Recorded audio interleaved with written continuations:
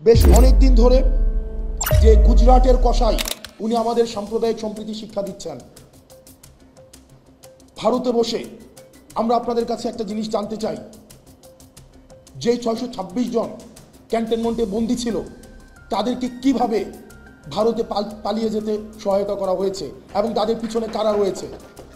আমি যখন এই পিলখানার আশেপাশে যাই, টিউশন করাতে যেতাম, আমি ইউনিভার্সিটি লাইফে 2009 সালের ফেব্রুয়ারিতে যেই ঘটনাটা ঘটেছিল, the first intentional killing of this lands heroes, the first intentional killing, এটাকে একটা স্লটার বলা যায় এবং স্টেট পেট্রোনাইজড এমন স্লটার আর পৃথিবীতে কোথাও হয়েছে কিনা সেটা আমরা নিশ্চিত নয়।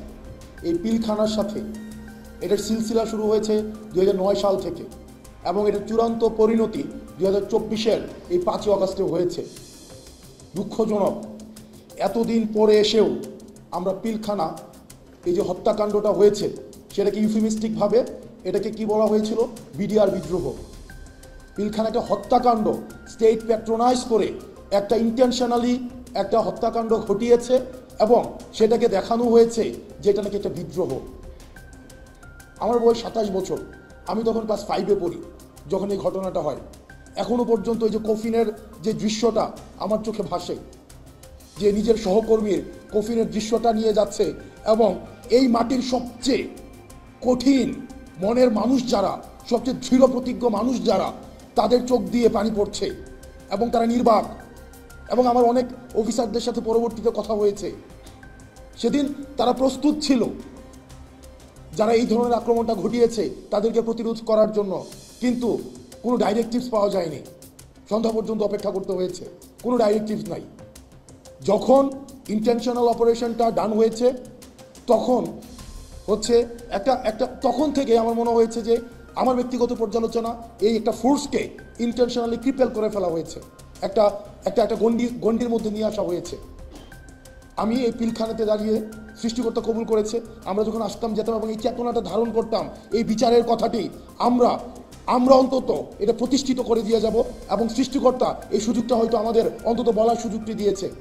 আমরা আপনাদের মধ্য থেকে এই দাবিটা আমরা আরও বেশি বেশি চাই, যেন আপনাদের মধ্য থেকে এই জিনিসটাকে আপনারা এমফাসিস করেন।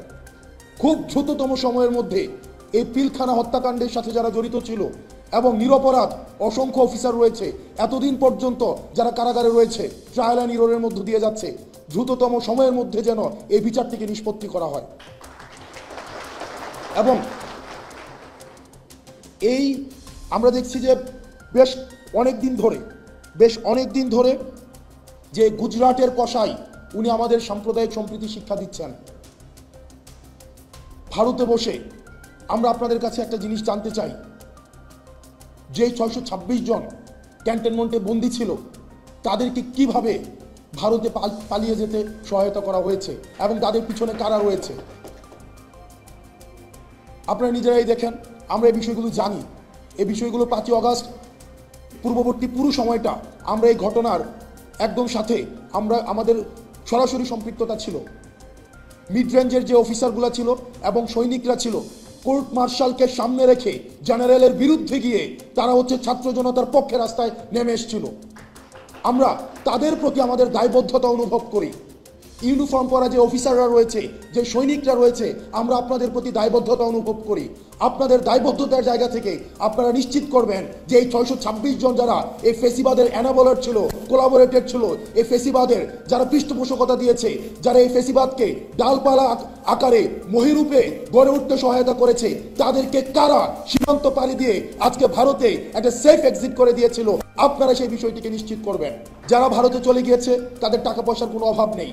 আজকে আমি যখন পিলখানায় কথা বলছি, ঠিক এই মুহূর্তে mother of terror Sheikh Hasina ভারতে বসে তিনি জনসভায় বক্তব্য দেওয়ার প্রস্তুতি নিচ্ছেন এবং সেটি আমাদের জন্য লজ্জার।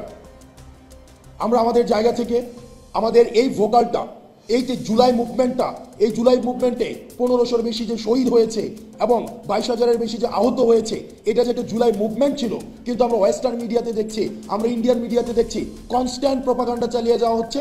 এটাকে বলা হচ্ছে rise of fundamentalism and just a political আপহিভাল।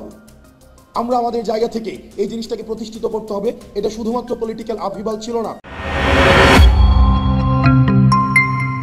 TF news, মানবতার পাশে সব সময়।